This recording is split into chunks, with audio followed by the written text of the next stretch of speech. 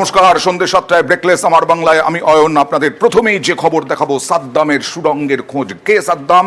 যে সাদ্দামকে ধরতে গিয়ে পুলিশ আক্রান্ত হয়েছিল কুলতলিতে। প্রতারণার দায়ে মূল অভিযুক্ত সাদ্দামের সুড়ঙ্গের খোঁজ। বাড়ির খাটের নিচে গোপন কুঠুরি এবং সেখান থেকে পালানোর জন্য সুড়ঙ্গ। খালের শেষ প্রান্ত গেছে খালে, সেইখান দিয়েই পালিয়েছে সাদ্দাম।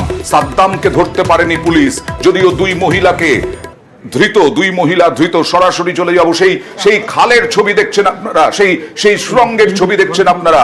একেবারে খাটের নিচে গোপন কুঠুরি, সেখান দিয়ে সুড়ঙ্গ, সেখানেও আবার তালা মারা। এইখান দিয়েই পালিয়েছে সাদ্দাম। সরাসরি চলে যাব প্রতিনিধি অর্পণের কাছে। অর্পণ, কুলতলির মধ্যে সাদ্দামের এইরকম সুড়ঙ্গ?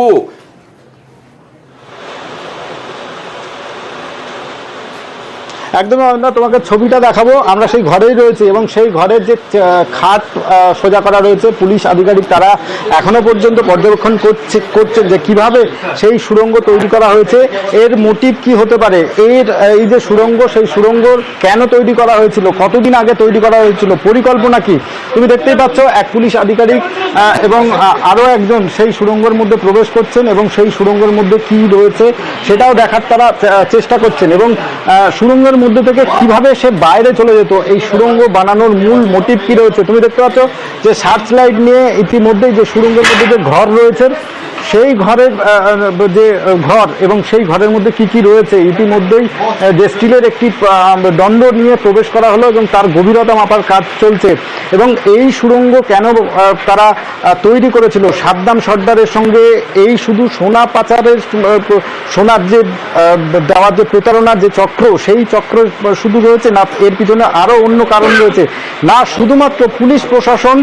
এখান থেকে এই যে সুড়ঙ্গ, আমরা একটু বলি, নিউজ 18 বাংলার দর্শক যারা এই মুহূর্তে চোখ রেখেছেন, এই মুহূর্তে এক্সক্লুসিভ ছবি দেখছেন সাদ্দাম সর্দার। তার খাটের নিচে যে গোপন কুঠুরি, সেই গোপন কুঠুরিতে পুলিশ এখন তদন্তে নেমেছে। সেখানেই সুড়ঙ্গ তৈরি, এটা গেছে একেবারে খাল পর্যন্ত। এইখান দিয়েই পালানোর জন্য সুড়ঙ্গ, বাড়ি থেকে পালানোর জন্য সাদ্দামের। এই মুহূর্তে এক্সক্লুসিভ ছবি দেখছেন আপনারা এবং এই মুহূর্তে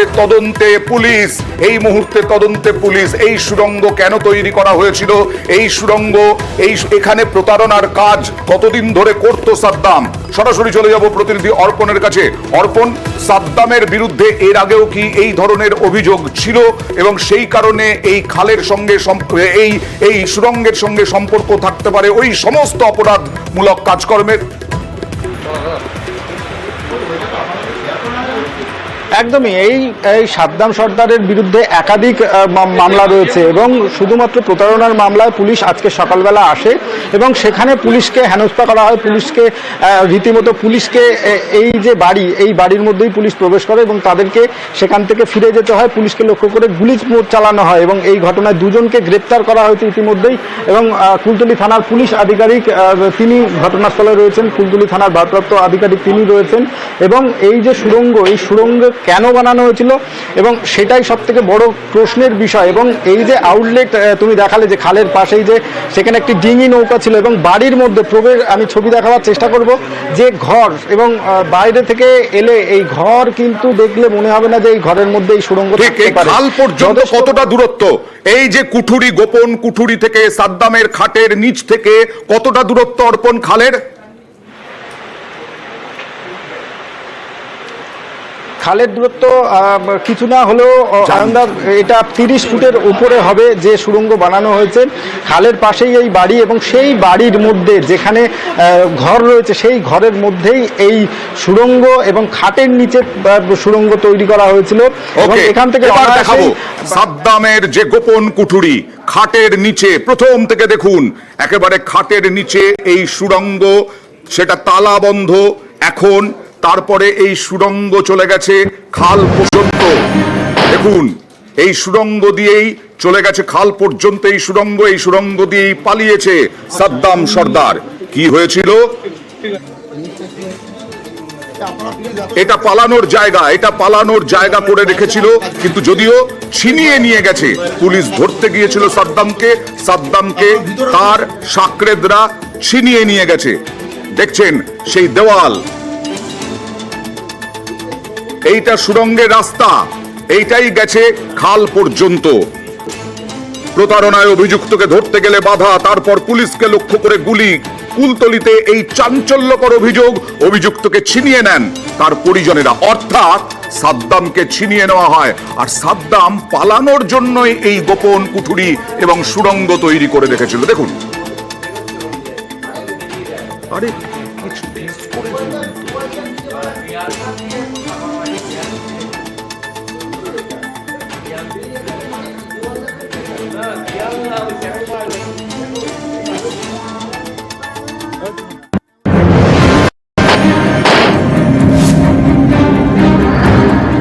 অভিযুক্তকে ধরতে গিয়ে আক্রান্ত পুলিশ। কুলতলিতে পুলিশকে লক্ষ্য করে গুলি চালানোর অভিযোগ। অভিযুক্তকে পুলিশের হাত থেকে ছিনিয়ে নিলেন তার পরিজনেরা। বলেই নেই যে এই কারণে ধরছি বা কি এই করেছে, গুলি ওখানে চলেছে। এবার পুলিশদের হাতে কিন্তু বন্দুক, আমি দেখছি প্রত্যেক পুলিশ বন্দুক। বাড়িতেও মেরেছে, ওখানে ইয়ে করে বাঁচার চেষ্টা তো সবাই করবে। দক্ষিণ 24 পরগনার কুলতলিতে অভিনব কায়দায় প্রতারণা। অভিযোগ, পুরনো সোনার মূর্তি বিক্রির টোপ দেয় দুষ্কৃতীরা। এই টোপ দিয়ে কুলতলিতে ক্রেতাকে ডাকে। কেউ মূর্তি কিনতে গেলেই তার সর্বস্ব লুট করে নেওয়া হয়। এরপর মারধর করে ক্রেতাকে এলাকা থেকে বের করে দেওয়া হয়। কুলতলি থানায় এ ধরনের একাধিক অভিযোগ জমা পড়ে। চলতি মাসে নদিয়ার এক বাসিন্দা অভিযোগ দায়ের করেন। তদন্তে নেমে সাদ্দাম সর্দার নামে একজনের কথা জানতে পারে পুলিশ। সোমবার সকালে কুলতলির জালবেড়িয়া 2 নম্বর গ্রাম পঞ্চায়েতের পাইতারহাট এলাকায় সাদ্দামের বাড়িতে হানা দেয় পুলিশ। সাদ্দামকে ধরেও ফেলে। অভিযোগ, সাদ্দামকে নিয়ে আসার সময় পুলিশকে বাধা দেন তার পরিজনরা। এখানেই শেষ নয়, অভিযোগ পুলিশকে লক্ষ্য করে গুলিও চালান সাদ্দামের ভাই সাইরুল। এভাবেই পুলিশের হাত থেকে ছিনিয়ে নেওয়া হয় সাদ্দামকে। কোনো আহত হয়েছে পুলিশ? কোনো না না, কোনো আহত হয়নি। ক রাউন্ড গুলি চালিয়েছে ওটাও এখন জানা যাচ্ছে না। এই ঘটনায় সাদ্দামের স্ত্রী সহ 2 মহিলাকে গ্রেপ্তার করেছে পুলিশ। তাদের দাবি, পুলিশের উপর হামলার ঘটনার সঙ্গে জড়িত ছিলেন এই 2 মহিলাও। ঘটনার পর থেকেই বেপাত্তা সাদ্দাম ও সাইরুল। এই ঘটনার সঙ্গে কারা যুক্ত ছিলেন, কারা ওই সময় এসেছিলেন এবং আগ্নেয়াস্ত্র সে কোথা থেকে পেল, তা সব থেকে বড় প্রশ্ন। সেই প্রশ্নের খোঁজ চালাচ্ছেন পুলিশ এবং তার সঙ্গে যারা অভিযুক্ত তাদেরও খোঁজ চালাচ্ছে পুলিশ। কুলতলি থেকে রফিকুল ডালির সঙ্গে অর্পণ মন্ডল, নিউজ 18 বাংলা। এবার চলে যাব আরিয়াদহের ত্রাস। জয়ন্ত সিং এর আরো কুকীর্তি। আইএনটিটিইউসি মানে তৃণমূলের শ্রমিক সংগঠনের অফিসই দখল করে ফেলেছিল। রথতলার মোড়ে, একেবারে বেলঘড়িয়া রথতলার মোড়ে আইএনটিটিইউসির অফিসই দখল করে ফেলেছিল জয়ন্ত সিং এবং তার দলবলেরা। এমনই অভিযোগ তৃণমূল কাউন্সিলরের। কামারহাটি পুরসভার কাছে বিধানচন্দ্র রায় শ্রমিক ভবন নামে এই আইএনটিটিইউসির কার্যালয়, সেই কার্যালয়টি দখলের অভিযোগ। কার্যালয়ে উচ্ছেদেরও পরিকল্পনা ছিল জয়ন্তর, এমনই দাবি কাউন্সিলরের। না, ইউনিয়ন অফিসটা বন্ধ হয়ে পড়ে আছে। আমি বলছি যদি বন্ধ হয়ে থাকে, দিন দশেক ধরে এটা বন্ধ হয়ে আছে, যেটা রথতলা নিয়ে সূত্রপাতটা। এবং কিছু ছেলে হয়তো জয়ন্তের সঙ্গে আমাদের অফিসে ওঠা বসা হয়তো করতো, তাদের সঙ্গে সম্পর্ক ছিল। দেখুন, আমি সমাজ বিরোধীদের আবার বলছি, আমি কোনো ভয় পাই না। কিছু সমাজ বিরোধী ওখানে দখল করার জন্য চেষ্টা করেছিল এবং কেউ কেউ কোনো এন্টি সোশ্যাল ওই পার্টি অফিসটাকে গুড়িয়ে দেওয়ার চেষ্টা করেছিল। সমাজ বিরোধীদের জন্যই তো তৃণমূল সব লোকাল নির্বাচনে যেতে। ওই বাড়িটা হচ্ছে পিডব্লিউডি দপ্তরের, তাদের নিজেদের ঘর। সেই পিডব্লিউডি দপ্তর ঘর দখল করে সেখানে ট্রেড ইউনিয়ন অফিস করেছে। এই নৈতিক দায়িত্ব তো স্বীকার করতে হবে। আর এর সঙ্গে এটাও তো বলতে হবে, প্রায় 1 বছর 1.5 বছর মানুষ কাউকে খুঁজে পায়নি কাউন্সিলর হিসাবে, তখন কোথায় ছিলেন? দিন কয়েক আগেই দেখিয়েছিলাম জয়ন্ত সিং এর সাকরেদরা সিথিতে প্রমোটারের ওপর কিভাবে হামলা চালিয়েছিল এবং সেই প্রমোটার এখন হাসপাতালে ভর্তি। সেই জয়ন্ত সিং এর সাকরেদরা যেখানে যে প্রমোটারের অফিসে গিয়ে ব্যাপক মারধর করেছিল, যার মূল অভিযুক্ত রানা, সেই রানাকে তো গ্রেফতার করা হয়েছে খড়গপুর থেকে। ওড়িশায় পালিয়ে যাওয়ার ছক ছিল বলেও জানা যাচ্ছিল। সেখানে গেল আজকে ফরেনসিক টিম। ইতিমধ্যেই পুলিশের জালে মূল অভিযুক্ত রানা সহ 6 জন। অভিজিৎ মন্ডল ওরফে রানা জয়ন্ত সিং ঘনিষ্ঠ। পরিদর্শন করে দেখলাম ভেতরে কিছু গ্লাস পিসেস পড়ে আছে এবং ভেতরে সিসিটিভি ক্যামেরাটা ভাঙা অবস্থায় ঝুলছে, তার কিছু পোর্শন নিচে পড়ে আছে এবং কিছু স্টিল ফার্নিচার বা এমনি ফার্নিচার কিছু ডিসঅর্ডার আছে বা কোনোটা উল্টানো অবস্থায় আছে।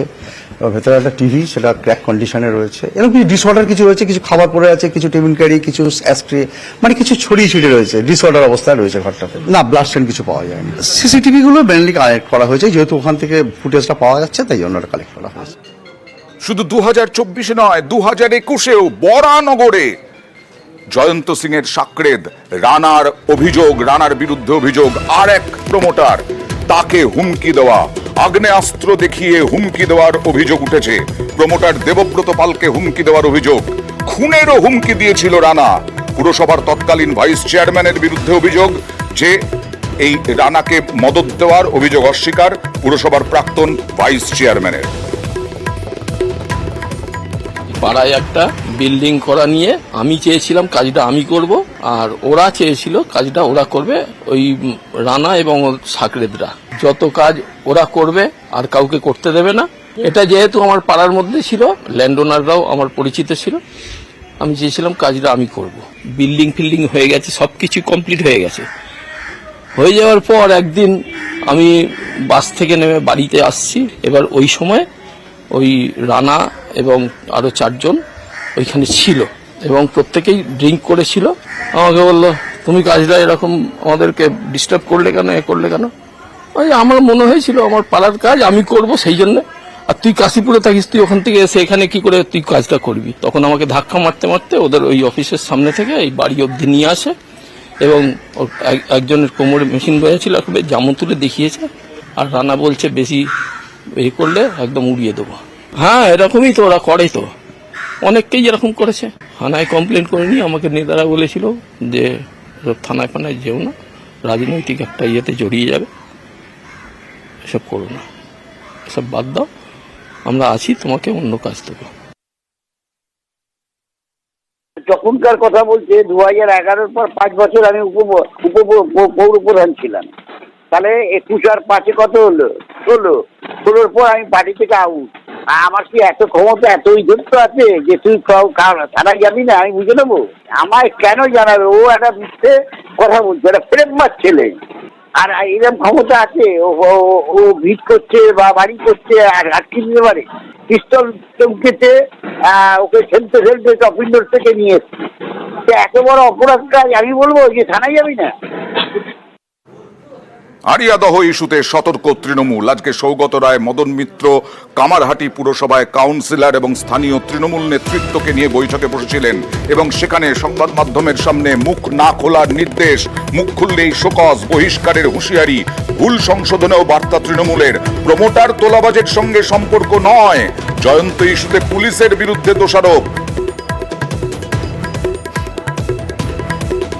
এরপর আমাদের কর্মীরা কোনো জায়গায় কোনো বিবৃতি দেবেন না।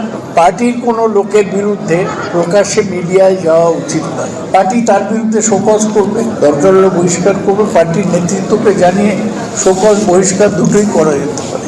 আজকে সিদ্ধান্ত নিয়েছি যে তৃণমূল কংগ্রেস কর্মীদের সাথে কোথাও কোনো বড় প্রমোটার বা সমাজবিরোধীদের সম্পর্ক থাকবে না। অতীতে যদি কোথাও ভুল হয়ে থাকে আমরা সেটা সংশোধন করার সিদ্ধান্ত নিয়েছে। আজকের পর থেকে কামারহাটি সম্পর্কিত কোনো ব্যাপারে কোনো মন্তব্য কেউ যদি করেন তাহলে তাকে দল বিরোধী বলে ঘোষণা করা হবে। যা বলার একা সৌগত রায় বলবেন এবং সেটাই আমাদের সকলে তুলে দেব। আর এখন তৃণমূলের এই অবস্থানকে তীব্র কটাক্ষ করলেন বিজেপি সাংসদ শ্রমিক ভট্টাচার্য। সৌগত রায়ের ক্ষমতা যে বড় পদক্ষেপ নেবেন, যদি আজকে গোটা দমদম অঞ্চলে একটার পর একটা কারখানা যেগুলো বন্ধ হয়েছে এবং যেভাবে মিউনিসিপ্যালিটির রাস্তাকে এনক্রোচ করা হয়েছে, তার যদি প্রকৃত তদন্ত হয় তাহলে সৌগত রায় তার বাইরে থাকবেন না। সৌগত রায়ের থেকে বেশি কনস্টিটুয়েন্সিতে যোগাযোগ আছে এরকম সাংসদ খুঁজে পাওয়া মুশকিল। অর্থাৎ তিনি জানেন না গোটা দমদমে কোথায় পুকুর বোঝানো হচ্ছে, কোথায় কারখানার জমি কে তুলে নিয়ে যাচ্ছে, সরকারি জমির ওপরে কি করে পার্টি অফিস তৈরি হচ্ছে। সুচতুর ভাবে ওনার মতো একজন পণ্ডিত মানুষ, উনি বিতর্কের গতিমুখটাকে অন্যদিকে ঘোরাবার চেষ্টা করেন। দিন হাঁটার পর এবার মাথা ভাঙা, সরকারি যে প্রকল্প, সেই প্রকল্পের পরিষেবা বন্ধের হুঁশিয়ারি দিলেন তৃণমূল নেতা। তৃণমূল নেতা বিতর্কে জড়ালেন এই হুঁশিয়ারি দিয়ে। মাথা ভাঙায় তৃণমূলের শহর ব্লক সভাপতি বিশ্বজিৎ রায়। বিজেপির ভোটারদের চিহ্নিত করে সরকারি সুযোগ সুবিধে বন্ধের হুঁশিয়ারি। লক্ষ্মীর ভাণ্ডার সহ বিভিন্ন প্রকল্পের দায়িত্ব কাউন্সিলরদের হাতে তুলে দেওয়ারও পরামর্শ। যারা বেঈমানি করে তাদেরকে শিক্ষা দিতে হবে। আপনারা বিজেপি করুন, আমাদের কোনো যায় আসে না। আপনারা কংগ্রেস করুন, আমাদের কোনো যায় আসে না। কিন্তু সারা বছর তৃণমূলের খেয়ে যে ভোটের সময় বেঈমানি করলে তৃণমূলকে শক্ত হাতে দমন করতে হবে। প্রয়োজনে লক্ষ্মীর ভাণ্ডার বন্ধ করে দিতে হবে। আমরা আগামী ইলেকশন দেখব এবং দেখে দেখে আমরা যদি তাই হয় আবার আমাদের সেই পন্থা অবলম্বন করতে হবে। লক্ষ্মীর ভাণ্ডার সরকারি একটা প্রজেক্ট। কোনো দলের কর্মী বা কোনো নেতা যদি লক্ষ্মীর ভাণ্ডার বন্ধ করে দেব এই বিবৃতি দেওয়া ঠিক হয়নি, এবং আমি খোঁজ নিচ্ছি দলীয়ভাবে কোন প্রসঙ্গে বললেন সেটা জেনে তারপর কথা বলব। যদিও তৃণমূল নেতা তিনি বলছেন যে যার বিরুদ্ধে এরকম অভিযোগ উঠছে দেখবে দল, কিন্তু বিজেপি তো কটাক্ষ করতে ছাড়ছে না। লক্ষ্মীর ভাণ্ডার এটা হচ্ছে একটা সরকারি প্রকল্প, এটা তৃণমূল দলের হচ্ছে কোনো সম্পত্তি না, এটা জনগণের পয়সা।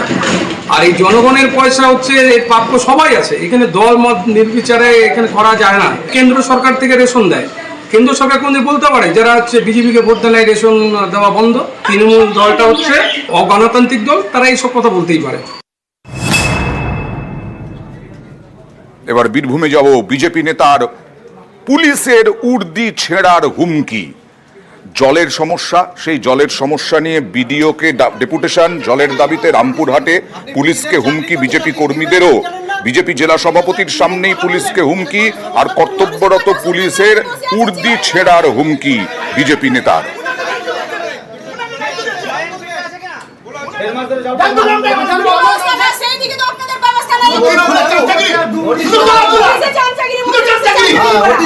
আপনি পুলিশের চাকরি করছেন, আপনি হিউম্যান রাইট জানেন না? আরে ভিডিও সাহেব 2 মিনিট কথা বলবেন আরে জলের সমস্যার জন্য। মানুষের কথা শুনবেন না, উনি বসে আছেন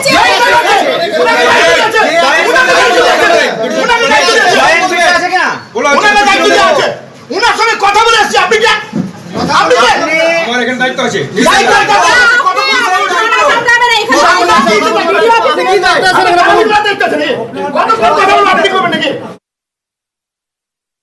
গ্রামের প্রান্তিক হতদরিদ্র শিডিউল ট্রাইব পরিবারের মানুষের জন্য জলের জন্য এসছি এখানে। ভোট দিয়েছে ওই গ্রামে, বিজেপি জিতেছে, লিড করেছে, সেই জন্য তৃণমূল কংগ্রেস ওখানে জল দিচ্ছে না। যেহেতু বিডিও সাহেব নাই, জয়েন্ট সাহেব ম্যাডাম বললেন যে আমি সবার সঙ্গে কথা বলে নিশ্চিতভাবে বিহিত ব্যবস্থা করব। একজন পুলিশের সাব ইন্সপেক্টর তিনি ঠিক করবেন কতক্ষণ জেলা বিজেপির সভাপতি প্রশাসনিক আধিকারিকের সঙ্গে কথা বলবে, এটা ঠিক করতে পারেন উনি? তা উর্দি পরে যদি তৃণমূলের দালালি করে তো ঝান্ডা ধরার লেগে তো বলা হবেই।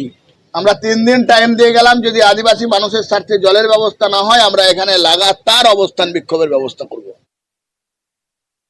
জলের সমস্যা, আমরা জলের নিয়ে ডেপুটেশন দিতে এসেছি।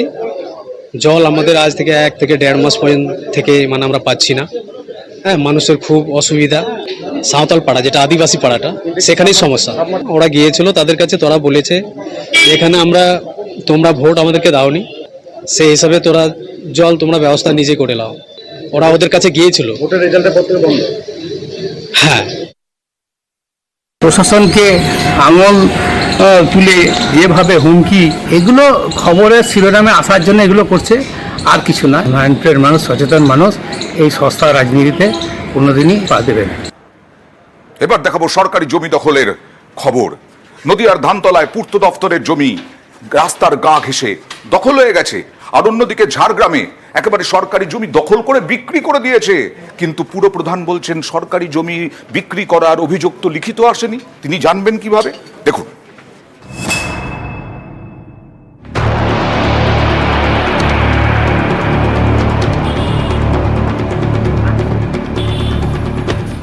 রাস্তার পাশে পূর্ত দপ্তরের জমি, সেই জমি দখল হয়ে গিয়েছে, তৈরি হচ্ছে পাকা দোকান। এ ছবি নদিয়ার ধানতলা থানা দত্তপুরিয়ার। রানাঘাট 2 নম্বর ব্লকের দত্তফুলিয়া বাজার। এখানে রয়েছে পূর্ত দপ্তরের রাস্তা। রাস্তার দুপাশে জমিও পূর্ত দপ্তরের। সেই জমি দখল হয়ে গিয়েছে। সরকারি জমিতে তৈরি হয়েছে একের পর এক দোকান। এখান থেকে বড় রাস্তার শুরু। নদিয়া থেকে উত্তর 24 পরগনার বনগাঁর মধ্যে যাতায়াত করা যায় এমন একটি গুরুত্বপূর্ণ রাস্তার মোড়ের পাশেই সরকারি জায়গা দখল। রাস্তার ধার ঘেঁষে তৈরি হচ্ছে দোকান। অভিযোগের আঙুল এলাকারই বাসিন্দা অমিত সাহার দিকে। তিনি আবার তৃণমূল কর্মী হিসেবে পরিচিত। স্থানীয়দের অভিযোগ, এইসব দোকানের জেরে সরু হচ্ছে বাজারের রাস্তা, বাড়ছে বিপদ। এ নিয়ে ধানতলা থানায় নালিশ জানিয়েছেন স্থানীয় এক বাসিন্দা। যে জায়গাটা নিয়ে অভিযোগ, এই জায়গার পিছনে আমার 9 বিঘা জমি আছে। 15-16 ফুট রাস্তা চলাচলের আছে। সেখান থেকে 8 ফুট জায়গা সবসময়ের জন্য নিজের দখলে রেখে দিত। না, ওটা ব্যক্তি সম্পত্তি নয়, সম্পূর্ণ পিডব্লিউডির জায়গা, পিডব্লিউডি রাস্তা। হ্যাঁ, পিডব্লিউডির জায়গা। এখানে সমস্ত ব্যবসায় পিডব্লিউডির উপরে দুই সাইডে অবৈধ, অবশ্যই অবৈধ, কিন্তু এত সবাই করছে। আমি দীর্ঘদিন ব্যবসা করছি, বাবা ব্যবসা করেছে, ওই একই কনস্ট্রাকশনের উপরে করেছি। যেদিন পিডব্লিউ বলবে সবাইকে উঠে যেতে, অবশ্যই আমি তুলে নেব।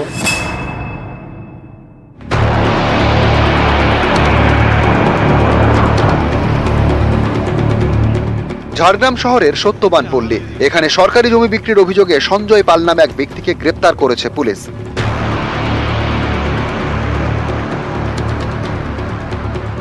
ঝাড়গ্রামের সত্যবান পল্লীর 91 এলাকা। এখানে রয়েছে ভূমি দপ্তরের জমি। মোট 50 একর জমিতে সরকারি বোর্ড বসানো রয়েছে। অভিযোগ, তা সত্ত্বেও এই জমি বেআইনিভাবে বিক্রি হয়ে যাচ্ছে। তারপর তৈরি হচ্ছে বাড়ি। ও আমাকে একটা দান হিসাবে আরো দিয়েছিল। 2017 যখন নিই তখন কোনো বোর্ডেই ছিল না এখানে। সবাইকে যদি মোটামুটি করে, আমি একা কেন উঠবো? উঠলে সবাই উঠবে। তাই ঢালাই রাস্তার ওইখান থেকে একদম নিচে বেড়া অব্দি সবাই উঠলে আমরাও উঠবো। ভূমি দপ্তরে একাধিক অভিযোগ জমা পড়ে। তার প্রেক্ষিতে রবিবার স্থানীয় একজনকে গ্রেপ্তার করে ঝাড়গ্রাম থানার পুলিশ। সোমবার এলাকায় যান ভূমি দপ্তরের আধিকারিকরা। যখন খবর পাই যথাযথ তার স্টেপস নিই, এবং স্টেপস নেওয়া হচ্ছে, একজন অ্যারেস্টও হয়েছে। পরবর্তীকালে এই ধরনের যে কোনো এনক্রোচমেন্ট থাকলে সেটা আমরা প্রশাসনিক স্তরে আলোচনা করে সঠিক সিদ্ধান্ত নেওয়া হবে। নদিয়া থেকে রঞ্জিত সরকার এবং ঝাড়গ্রাম থেকে রাজু সিং, নিউজ 18 বাংলা। আর প্রতিদিনই পুকুর চুরি ধরা পড়ছে ক্যামেরায়। চাপড়ায়, নদিয়ার চাপড়ায় পুকুর চুরি করে একেবারে বেআইনি নির্মাণ। নিউজ 18 বাংলা খবর করার পরে পরেই ভূমি ও ভূমি রাজস্ব দপ্তরের আধিকারিকরা গেলেন পরিদর্শনে।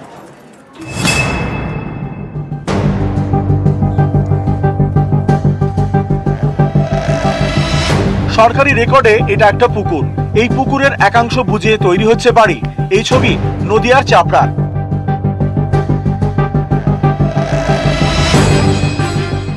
চাপড়া 1 নম্বর গ্রাম পঞ্চায়েত। এখানে চাপড়া গার্লস স্কুলের পিছনে রয়েছে একটি বিশাল পুকুর। এই পুকুর এলাকার জল নিকাশির বড় ভরসা। সম্প্রতি এই পুকুরের একাংশ কেনেন সামাদ আলী বিশ্বাস নামে এক ব্যক্তি। তারপর ওই অংশটি টিন দিয়ে ঘেরা হয়, সেখানে ফেলা হয় মাটি। স্থানীয়দের অভিযোগ, এভাবেই পুকুর বুঝিয়ে তৈরি হচ্ছে বাড়ি। এ নিয়ে পঞ্চায়েত অফিসে জানিয়েও কাজ হয়নি। পুকুর ভরাট এলাকার যত জল, সেই জলগুলো কোথায় যাবে বলেন? সাধারণ মানুষ যে চান টান করতে আসছে, কেন সরকার চান করতে পারবে না? রাস্তার জলগুলো করতে পারে না, এই পুকুরটায় ভরাট করছে, এটা খুব খারাপ জিনিস।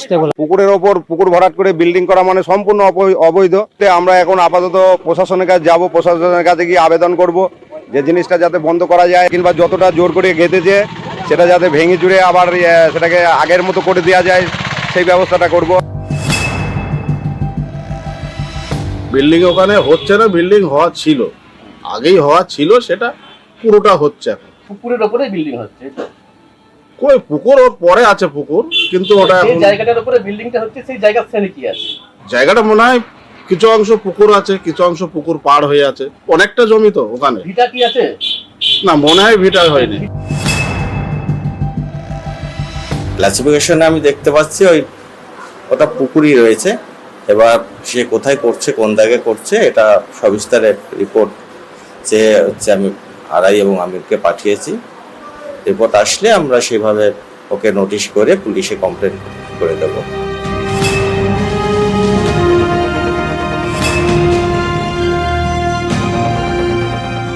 সোমবার সকালে পুকুর ভরাটের খবর দেখায় নিউজ 18 বাংলা। তার কয়েক ঘন্টার মধ্যেই তৎপরতা। এলাকায় যান ভূমি দপ্তরের আধিকারিকরা। পুকুর মাপযোগ করেন। নদিয়া থেকে সমীর রুদ্র, নিউজ 18 বাংলা। ঘুম উঠেছিল, ঘুম একেবারে উড়ে গেছিল বাসন কারখানার আওয়াজে। শামশেরগঞ্জের একটি গ্রামের মানুষের জল গড়িয়েছিল হাইকোর্ট পর্যন্ত। তারপরে হাইকোর্ট কারখানা বন্ধের নির্দেশ দেয়, অন্য জায়গায় সরানোর নির্দেশ দেয়। আজকে সকালবেলা নিশ্চিন্তে ঘুম থেকে উঠে মিষ্টি মুখ গ্রামবাসীদের।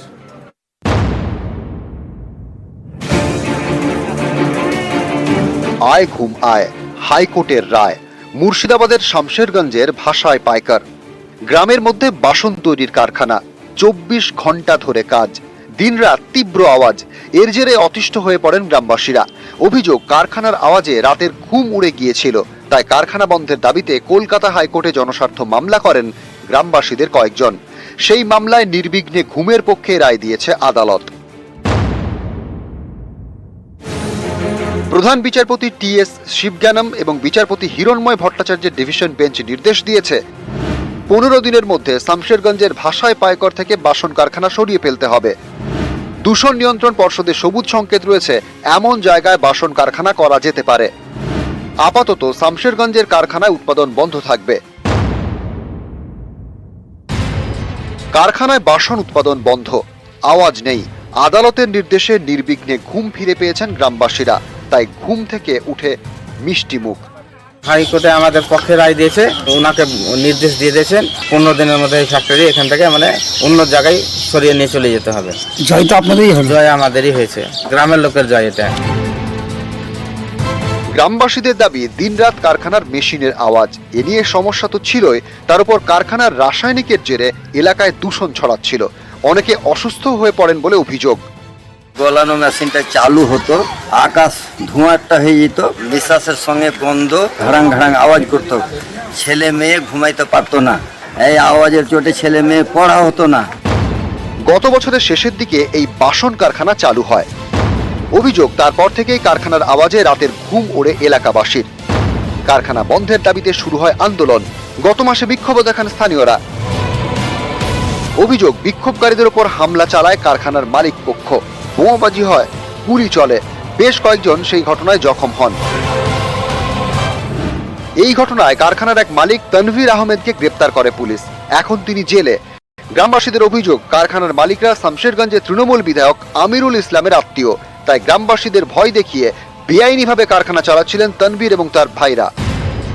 যে জমিতে তৈরি হয়েছে কারখানা সেটা সরকারের থেকে পাওয়া। 1964 সালে ফারাক্কা ব্যারেজ তৈরির জন্য জমি দিয়েছিলেন তানভীরের বাবা গাজীর উদ্দিন শেখ।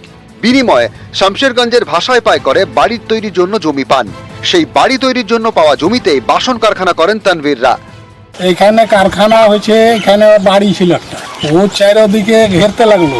ঘেরার পরে ও যে তলে তলে কখন ফ্যাক্টরি মেশিন বসিয়ে দিয়েছে, যখন ওই স্টার্টিং করেছে তখন আমরা বুঝতে পেরেছি চারিদিকে কালি, ধোঁয়া, আওয়াজ প্রচন্ড হয়। 2জন মানুষ মারাও গেল, মেয়ে ছেলে ক্যান্সার হয়ে। বেআইনি কারখানার জেরে দূষণ, কারখানার আওয়াজে রাতের ঘুম ছুটেছিল। হাইকোর্টের নির্দেশে শেষমেশ স্বস্তি। আয় ঘুম আয়, আদালতের রায়। নিউজ 18 বাংলা।